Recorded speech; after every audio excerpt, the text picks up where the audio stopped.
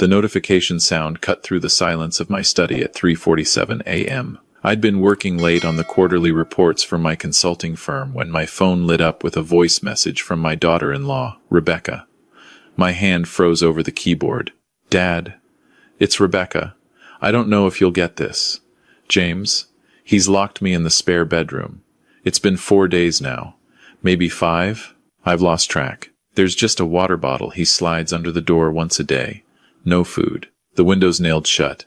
I tried screaming, but we're so far from the neighbors, and I'm so weak now. My hands are shaking. Please. I don't know how much longer I can." The message cut off abruptly. My blood ran cold. I was at my cabin in Muskoka, 3 hours north of Toronto, trying to escape the city for a few days of peace. James was my son, my only child, and Rebecca had been part of our family for 6 years now. I immediately tried calling back. Straight to voicemail. I called James. No answer. I called again, and again. Finally, on the 4th attempt, James picked up. "Dad, it's almost 4 a.m. What's wrong?" His voice was calm. Too calm. Like he'd been awake. "Where's Rebecca?" I demanded, my hands trembling as I stood up from my desk. "Rebecca? She's sleeping." "Dad, what's this about?" "Don't lie to me, James. I just got a voice message from her. She says you've locked her in a room for 4 days. There was a pause. A long, calculated pause that made my stomach turn.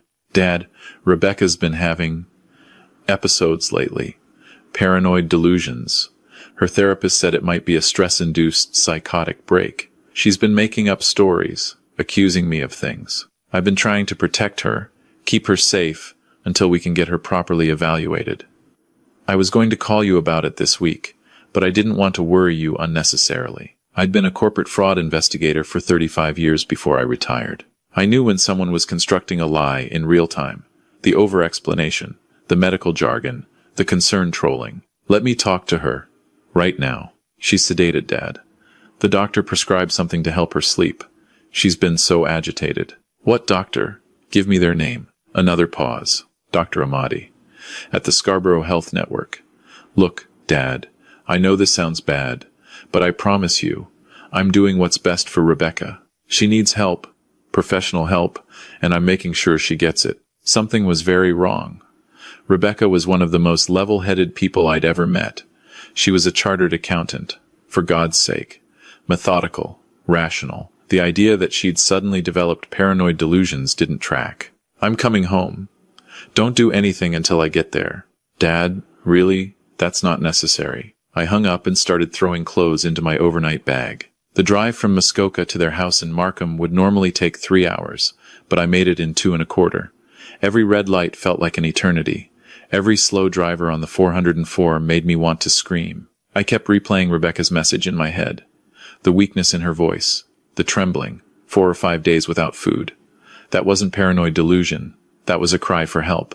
James and Rebecca lived in a sprawling 2-story house on a quiet cul-de-sac in Markham. It was the kind of neighborhood where everyone minded their own business, where expensive cars sat in driveways and privacy fences separated the manicured lawns. The kind of place where you could scream and no one would hear. I'd helped James with the down payment 3 years ago when he got his promotion at the software company.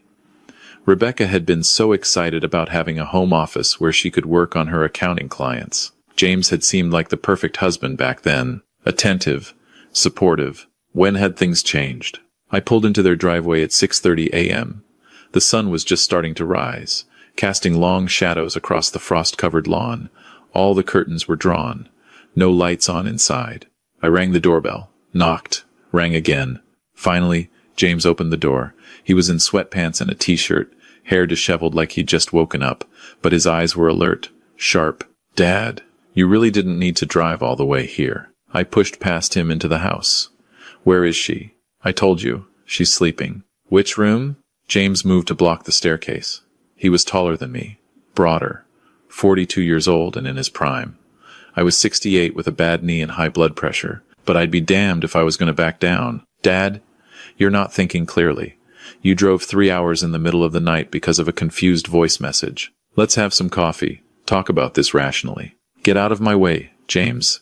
Something flickered in his eyes, something cold. For a moment, I didn't recognize my own son. Then he stepped aside. I climbed the stairs, my knee protesting with each step. The hallway was dark.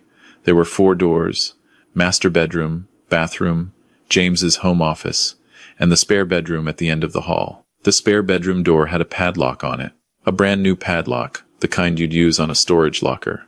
"James," I said quietly, my voice shaking with rage, "open this door. Right now. Dad, please. You don't understand. Open it, or I'm calling the police." He pulled out his phone, but not to call anyone. He showed me the screen. It was a photo of Rebecca, looking disheveled and wild-eyed, mascara smeared down her face. This is what she looked like 3 days ago. She attacked me, Dad, scratched my face, broke a lamp. I had to restrain her, for her own safety. The doctor said to keep her isolated until the medication kicked in. The photo looked staged. Too convenient. I pulled out my own phone and dialed 911. "What are you doing?"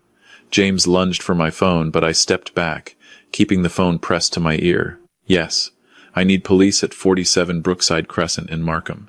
My daughter-in-law is being held against her will." James's face transformed. The mask of concern dropped away, replaced by something ugly. Pure rage. "You're making a huge mistake, Dad. You're going to regret this. Open the door, James." He didn't move. We stood there in that dim hallway, father and son, staring at each other like strangers. The police arrived 12 minutes later. 2 officers, a man and a woman, both young and professional. I explained the situation, showed them Rebecca's voice message, pointed to the padlock. James immediately switched back to concerned husband mode. "Officers, thank God you're here. My wife has been experiencing a mental health crisis. I've been trying to keep her safe until we could get her properly evaluated. My father, unfortunately, doesn't understand the situation, and—" "Sir," the female officer interrupted, "we need to see your wife. Now." James hesitated. Then he pulled out a key from his pocket and unlocked the padlock. The smell hit me first. Urine. Sweat. Desperation. Rebecca was huddled in the corner of the room, wrapped in a thin blanket. Her dark hair was matted. Her lips were cracked and dry. She'd lost weight, her cheekbones sharp and prominent. When she saw us, she started crying. "Please," she whispered. "Please get me out of here." The female officer immediately called for an ambulance, while the male officer secured James. I pushed past them and knelt beside Rebecca, my knees screaming in protest. "I'm here, sweetheart. You're safe now." She collapsed against me, sobbing. She weighed nothing. Absolutely nothing. At the hospital, the doctors said she was severely dehydrated and malnourished. She'd lost 14 pounds in 5 days, had bruising on her wrists and ankles, mild hypothermia from the unheated room, but she was alive. While Rebecca was being examined, I sat in the waiting room, trying to process what had happened. How had I missed this? What signs had I ignored? My ex-wife Claire arrived an hour later. We'd been divorced for 20 years, but she was still James's mother, and she had a right to know. When I told her what happened, she went pale. "I knew something was wrong," she said quietly.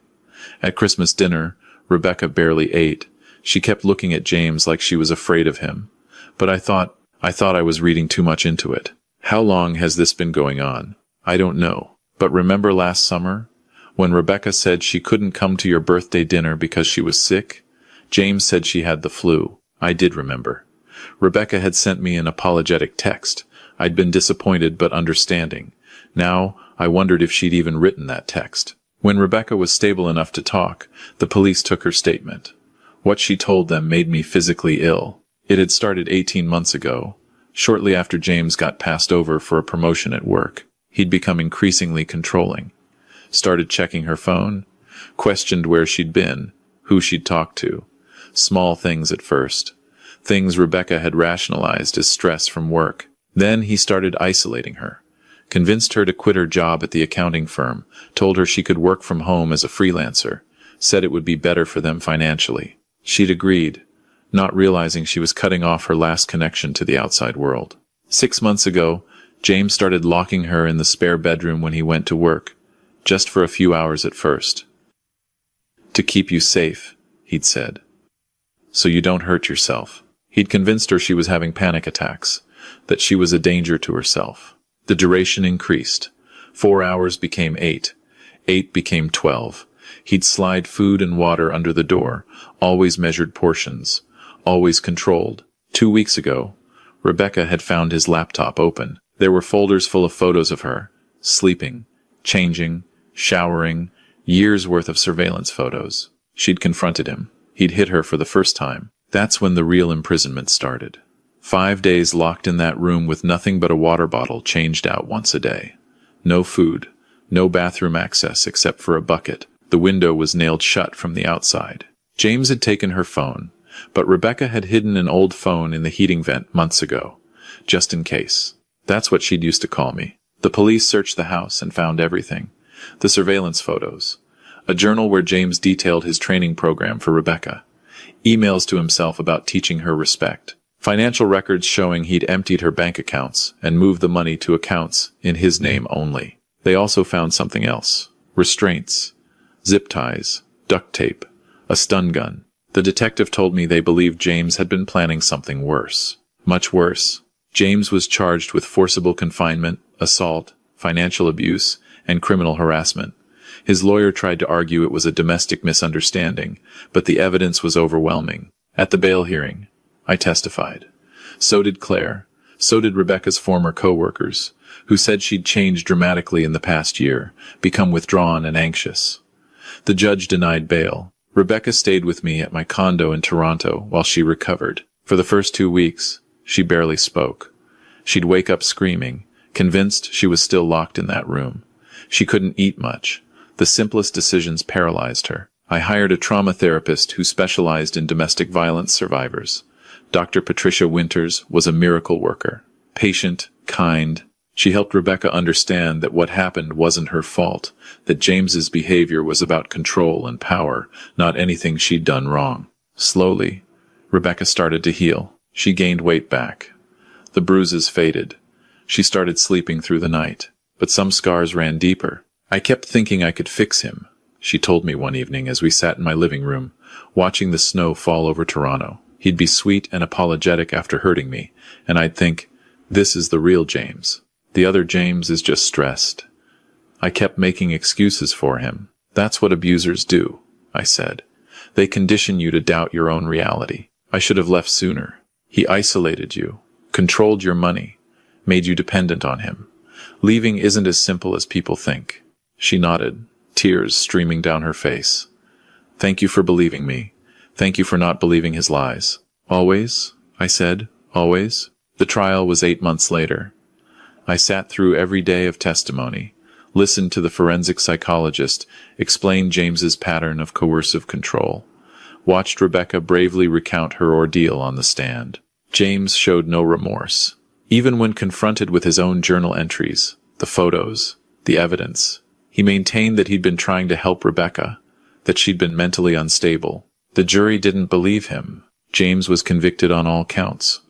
The judge sentenced him to 6 years in federal prison, followed by a lifetime ban on contacting Rebecca. Mr. Morrison, the judge said, looking directly at James, you systematically abused, isolated, and tortured your wife. You exploited her trust and love to control every aspect of her life. You are a danger to society, and I hope you use your time in prison to reflect on the gravity of your actions. Claire was in the courtroom. She was crying. I don't think she was crying for James. I think she was crying for the son she thought she'd raised, the person he'd pretended to be. After the trial, Rebecca filed for divorce. It was finalized in 4 months. That was 3 years ago. Today, Rebecca lives in a bright apartment in the Annex neighborhood. She went back to school and got her CPA designation. She works at a nonprofit that provides financial planning services to domestic violence survivors. She's dating someone new, a kind teacher named Marcus, who treats her with respect and patience. She still has nightmares sometimes, still flinches at unexpected noises, but she's built a life for herself, a good life, a free life. I see her every Sunday for brunch at our favorite cafe on Bloor Street. We talk about her work, her friends, her future plans. Sometimes we talk about James, but not often. He's serving his sentence at a prison in Kingston. He writes letters sometimes, claiming he's changed, asking for forgiveness, Rebecca doesn't read them. I wasted 6 years of my life on him, she told me last month. I'm not wasting another minute. Last year, Rebecca and I started a foundation together. It's called Safe Harbor, and it provides emergency financial assistance and legal support to people escaping abusive relationships. We've helped 43 people so far. Helped them leave. Helped them rebuild. Every person we help, I think about that voice message at 3:47 a.m. about how close we came to losing Rebecca entirely. Claire and I have rebuilt our relationship somewhat. Not as spouses, but as two people united in guilt and determination. We volunteer together at Safe Harbor. She talks to groups about recognizing warning signs of abuse in adult children, about not making excuses for inexcusable behavior. I kept telling myself he was just stressed, she said during one presentation, that he was going through a rough patch. I ignored my instincts because I didn't want to believe my son could be capable of such cruelty. That was my failure. My terrible failure. The audience was silent. Then someone started clapping. Then another. Then everyone. Because that's what we do. We ignore the signs. We make excuses. We convince ourselves that people we love couldn't possibly be monsters. But monsters rarely look like monsters. They look like your son, your brother, your best friend. They're charming in public and cruel in private. They isolate and control and convince their victims that the abuse is somehow justified, somehow deserved. I've learned some hard lessons over these past years. Lessons I wish I'd known sooner. First, trust your instincts. If something feels wrong, it probably is. Don't let someone talk you out of what you know to be true. Second, isolation is one of the biggest red flags. When someone starts cutting their partner off from friends, family, work, financial independence, that's not love. That's control. Third, abuse escalates. It starts small and grows. The person who tracks their partner's phone today may be the person who locks them in a room tomorrow. Fourth, victims often can't see what's happening to them. They're too close, too conditioned, too afraid. It takes outside intervention to break the cycle. And fifth, the most important lesson, healing is possible. Rebecca is living proof. She went through hell, and she came out the other side stronger. Not unchanged, not undamaged, but surviving, fighting, helping others. If you're reading this, if any of this sounds familiar, whether you're the victim or the concerned friend or family member, please listen to me. You are not crazy. You are not overreacting. You are not imagining things. Abuse is real. Control is real. And it happens in every neighborhood, every income bracket, every community. It happens to smart people, strong people, people who never thought it could happen to them. In Canada, we have resources. The Assaulted Women's Helpline operates 24/7. 1-866-863-0511. Shelters across the country provide safe housing. Legal aid can help with restraining orders and divorce proceedings. Organizations like Safe Harbor provide financial assistance. You don't have to stay. You don't have to fix them. You don't have to keep giving chances to someone who keeps hurting you. You deserve safety. You deserve respect. You deserve freedom. And to the people watching from the sidelines, wondering if you should get involved, wondering if it's really as bad as it seems, I'll tell you what I wish I'd told myself years ago. Get involved. Make the call. Ask the difficult questions. Don't accept excuses. Don't look away. Because that voice message at 3:47 a.m. saved Rebecca's life. But she shouldn't have had to wait until she was locked in a room for 5 days to get help. She should have had someone recognize the signs months earlier, years earlier. Be that someone. I still have Rebecca's voice message saved on my phone. Sometimes, late at night, when I can't sleep, I listen to it. Not because I want to relive that horror, but because I need to remember. I need to remember how close we came to losing her. I need to remember that silence kills.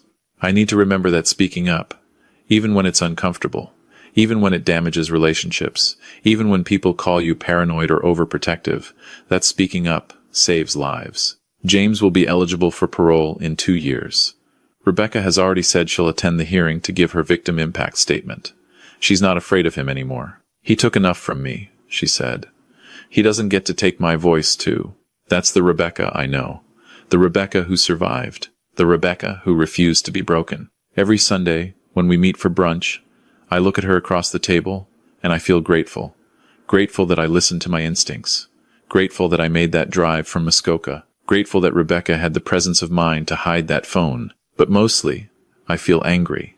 Angry that it came to that. Angry at all the warning signs I missed. Angry at a society that teaches victims to be polite, to give second chances, to keep family problems private. So I'm telling this story. Not to shame James, though he deserves shame.